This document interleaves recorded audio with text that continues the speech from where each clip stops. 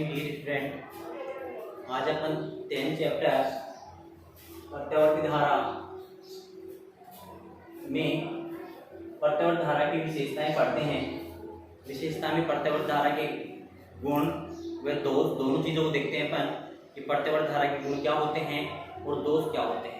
वैसे अपन ने प्रत्यावर्ती धारा के लिए एक चक्कर के लिए औसत मान ज्ञात किया, अर्ध चक्कर के लिए औसत मान ज्ञात किया और इसका वर्गमूल माध्य मान यानी RMS भी निकाल दिया था अपन ने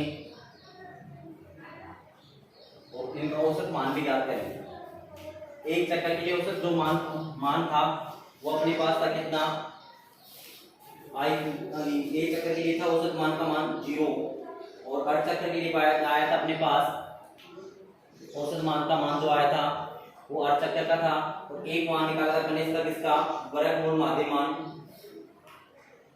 अब बात करते हैं अपन इसमें इनकी विशेषताएं यानी गुण और दोषों की।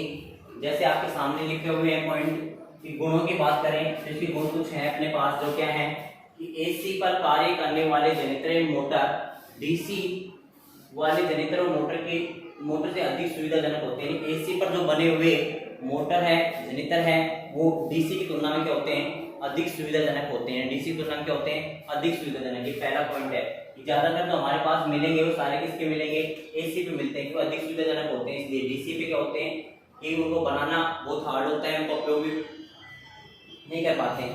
अगला अपने पास दूसरा है कि AC में ऊर्जा ह्रास यानी ऊर्जा की जो हानि होती है वो DC की तुलना में कम होती है। AC में ऊर्जा ह्रास का मतलब होता है ऊर्जा की जो हानि होती है वो क्या होती है, DC की तुलना में कम होती है। नेक्स्ट पॉइंट आपके सामने है कि AC को DC में परिवर्तन करना आसान है, यानी AC को DC में बदलना आसान है परंतु DC को AC में बदलना या परिवर्तन करना इतना आसान नहीं होता है। दोस्तों की बात करें कि AC के दोष क्या क्या हैं कि समान परिणाम की AC DC की तुलना में अधिक खतरनाक होती है। यानी AC क्या होती है, अधिक खतरनाक होती है। क्यों होती है, क्योंकि जो इसका मान हमारे पास आता है इसका कि IRMS जो वर्गमूल माध्य मान है वो वर्गमूल माध्य मान जो हमारे पास आता है वो होता है कितना, इसका I0/√2 होता है और I0/√2 होने के कारण ये क्या होती है, अधिक खतरनाक होती है। कैसे कि इसका जो मान होता है वो होता है I0/√2 और √2 को पक्षांतर करेंगे तो हम कह सकते हैं इसका I0 क्या है, शिखर मान है, शिखर मान। तो बराबर होगा √2 गुणा में IRMS यानी जो उसका वर्गमूल माध्य मान है। देखो इसमें लिखा हुआ है ये बात सीधी, ये अधिक खतरनाक होती है। क्यों, क्योंकि प्रत्यावर्ती उल्टा का शिखर मान, प्रत्यावर्ती उल्टा जो शिखर मान है I0 वो वर्गमूल माध्य मान का √2 गुणा होता है। वर्गमूल माध्य मान है IRMS का क्या होता है, √2 गुणा होता है। यानी IRMS का क्या होता है, ये √2 गुणा होता है। इसके कारण क्या होती है, अधिक खतरनाक होती है। क्या होती है, अधिक खतरनाक होती है। फिर दूसरी बात करें अपन कि जो AC है वो तार के यानी AC तार के अनुप्रस्थ प्रति क्षेत्रफल के एक समान रूप से वितरित नहीं होती, तार में एक समान रूप से वितरित नहीं होती है। इसलिए हम बारीक बारीक तारों को लपेट कर एक मोटा तार बनाया जाता है। कभी भी देखना जो लाइन खींची होती है लाइट की उसमें एक तार के बारीक बारीक तारों को लपेट कर एक मोटा तार बनाया जाता है क्योंकि एक समान रूप से अनुप्रस्थ के प्रति क्षेत्रफल में एक समान रूप से वितरित नहीं होती। इसलिए मोटे तार को क्या कहते हैं, बारीक बारीक तारों से लपेट के बनाया जाता है। प्रत्यावर्ती धारा का सीधा उपयोग विद्युत अपघट्य व इलेक्ट्रॉन जो प्लेटिंग होती है प्लेटिंग उनके लिए नहीं किया जाता है। प्रत्यावर्ती धारा का सीधा उपयोग नहीं किया जा सकता है, प्रत्यावर्ती धारा का सीधा उपयोग नहीं किया जा सकता है। नेक्स्ट है कि प्रत्यावर्ती धारा से इससे विद्युत चुम्बक बनाने में काम में नहीं लिया जाता है। AC जो होती है उसको विद्युत चुम्बक बनाने में भी काम में नहीं लिया जा सकता है। AC को विद्युत चुम्बक, AC से विद्युत चुम्बक भी हम नहीं बना पाते। यानी ये इनके गुण और दोष हैं जो दोनों आपके सामने हैं। एक बार आप इनको नोट कर लो फिर अपन नेक्स्ट टॉपिक की बात करते हैं, नेक्स्ट पॉइंट की।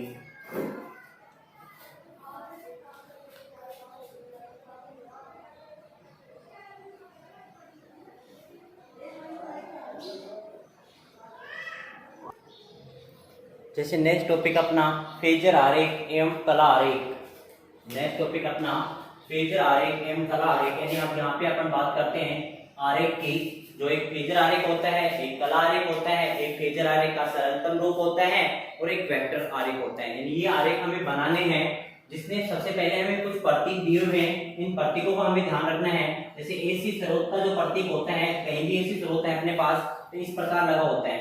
प्रतिरोध की बात करें तो R लिख के और इस प्रकार का जो निशान होता है वो प्रतिरोध का होता है। संधारित्र के लिए अपन ने पढ़ा था कि दोनों प्लेटों का मान क्या होता है, आपस में बराबर होता है, प्रति चिन्ह संधारित्र का पढ़ा हुआ है। और एक होता है प्रेरकत्व। प्रेरकत्व का मतलब होता है कि नली को किस आकार में होता है, घुंडीनुमा आकार में होता है, यानी जिस प्रकार स्प्रिंग होती है उस प्रकार जो होता है वो क्या होता है, आपका प्रेरकत्व होता है। अब इनके आरेख की बात करें कि आरेख अपन किस प्रकार प्राप्त करते हैं, तो हमें जैसे थोड़ी देर के लिए कहे कि माना किसी समय AC का तात्क्षणिक मान है वो है I बराबर I nought sine omega T. किसी समय AC का जो तात्क्षणिक मान है वो है I बराबर I nought sine omega T.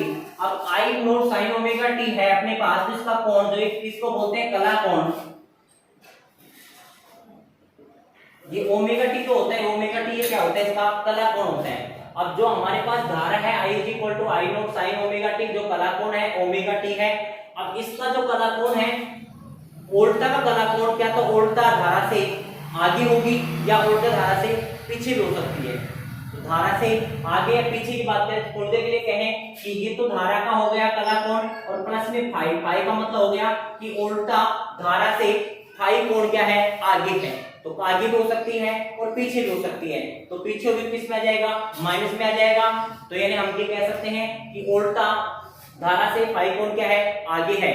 आगे है तो इसमें क्या बनाना है, हमें फेजर आरेख, कला आरेख, ये हमें बनाना है इसके अंदर। किसके अंदर बनाने हैं, इस पॉइंट पे। तो पहले इसका एक प्रारूप होता है, यानी हम इसमें यहाँ पे फिलहाल ये एग्जाम में नहीं है, एग्जाम में तो आज क्यों सुनाते हैं, जैसे शुद्ध प्रतिरोध, प्रतिरोध को दे दिया कि शुद्ध प्रतिरोध का कला आरेख, फेजर आरेख बनाइए, शुद्ध संधारित्र का कला आरेख, फेजर आरेख बनाइए, शुद्ध प्रेरकत्व का कला आरेख, फेजर आरेख ये बनाइए, या फिर दो दो जोड़ के दे दिया कला आरेख, फेजर आरेख बनाइए। तो यहाँ तो सिर्फ उसका एक फॉर्मूला बताया गया है आपको, एक फॉर्मूला किस प्रकार बनाए जाते हैं, क्या होते हैं, किस प्रकार हम इन्हें प्राप्त करते हैं, जो कला आरेख और फेजर आरेख होते हैं उसे कैसे बना सकते हैं अपन।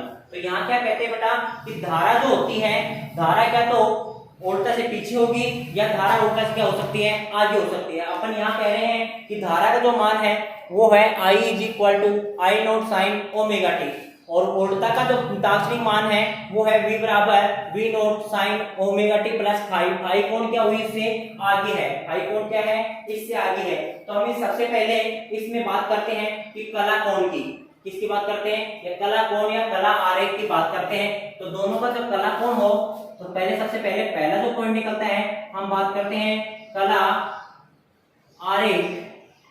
किसकी बात करते हैं, कला आरेख। कला आरेख ज्ञात करने के लिए धारा व उल्टा के कला जो कोण है उनका क्या होना चाहिए, हमारे पास अंतर, जो कलांतर कहलाता है, जो उनका अंतर होता है वो क्या कहलाता है, कलांतर कहलाता है। हम इन दोनों का अंतर निकालेंगे, धारा व उल्टा के कोण का, इसका कला कोण कितना है, धारा का कला कोण ओमेगा टी है, उल्टा का कला कोण ओमेगा टी प्लस फाइव है।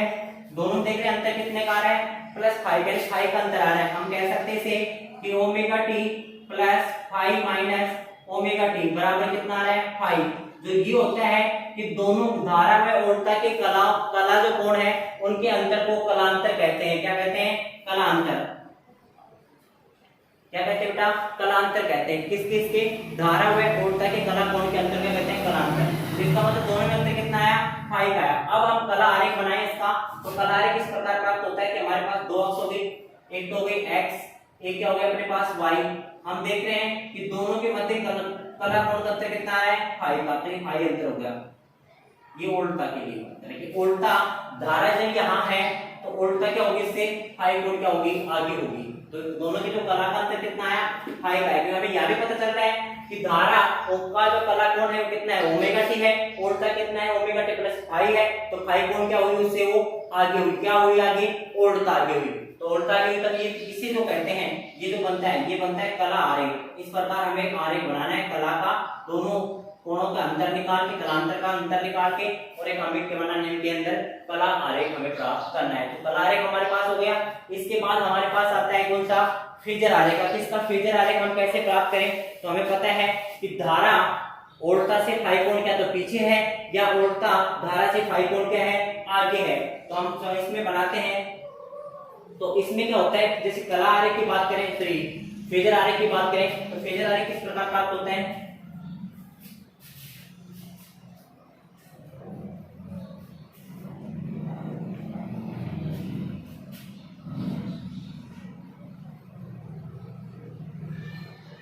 फेजर आरेख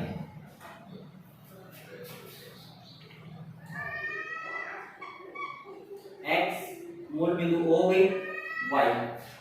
अब हमें पता है कि जैसे धारा लेंगे अपन, ये धारा होगी अपने पास,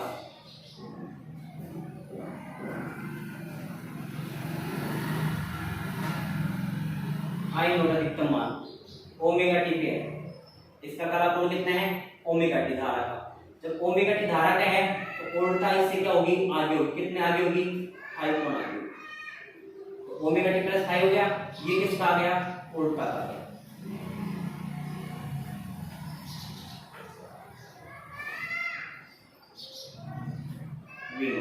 इसे अपन क्या कहते हैं? फेजर आरेख कहते हैं। क्या कहते हैं इसे? फेजर आरेख। ये तो धारा प्राप्त हुई आई के लिए और ये किसके लिए हो गया? बी के लिए। ये इनका अधिकतम मान क्या हो गया? शिखर मान कहते हैं इसे। ये धारा का शिखर मान हो गया, ये किसका हो गया? उल्टा का शिखर मान हो गया। ये क्या बनता है? फेजर आरेख बनता है। ये क्या बनता है? इसका फेजर आरेख। इसके बाद होता है फेजर आरेख का सरलतम रूप। सरलतम रूप इसी से हम कहते हैं, इसका वर्त हटा दिया जाता है, इसका वर्त है इसको हटा दिया जाएगा और हमारे इस प्रकार प्राप्त होता है कि जैसे धारा अपने पास ये है ओमेगा टी पे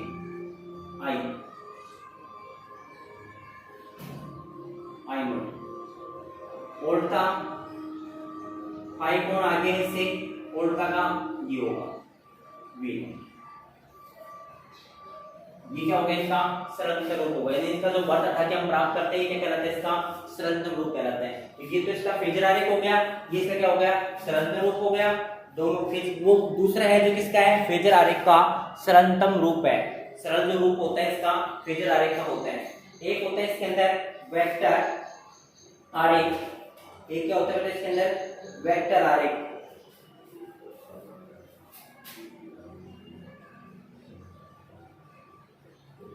देखते हैं कि धारा व ऊर्जा की एक ही दिशा में प्राप्त हो रहे हैं अपने पास, तो हम इसका वेक्टर आरेख बनाएंगे। किस प्रकार बनाएंगे?